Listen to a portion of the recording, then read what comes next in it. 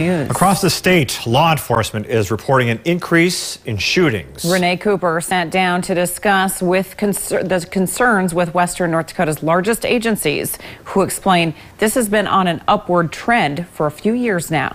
We got to get a handle on this. Bismarck Police Chief Dave Dreyevich says officers responded to 7 shootings in the capital city in 2020 compared to none the year before.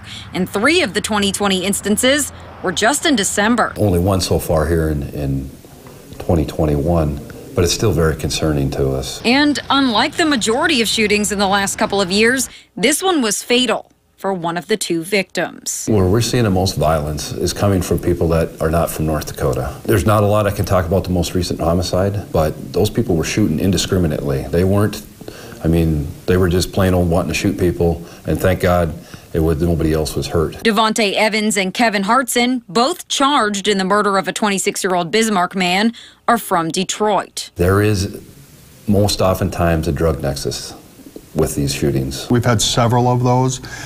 They're just really difficult to work. A lot of times in these cases, they don't want to talk to us because there's always that underlying other offenses. Lieutenant Pat Haug with the Mandan Police Department says it doesn't show so far in 2021, but major violent crime has climbed over the last 2 to 3 years, including shootings. I think we've only had 1 or 2 this year. Last year we're probably in that roughly 5. In Minot, shootings quadrupled for the PD from 3 in 2019 to 12 in 2020, with 1 so far in 2021. For many years we had drug problems in our community, but we didn't have violence that came with it.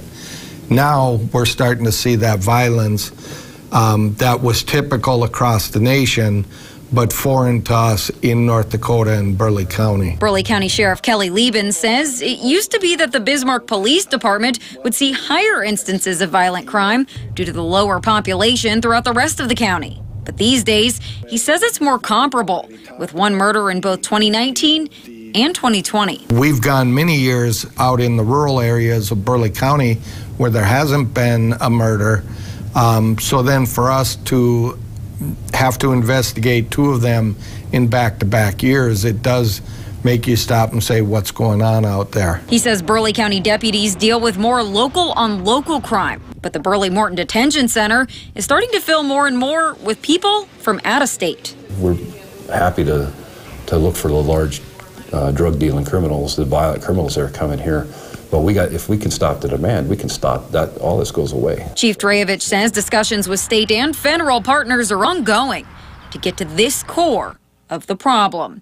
Reporting for KX News across Western North Dakota, Renee Cooper.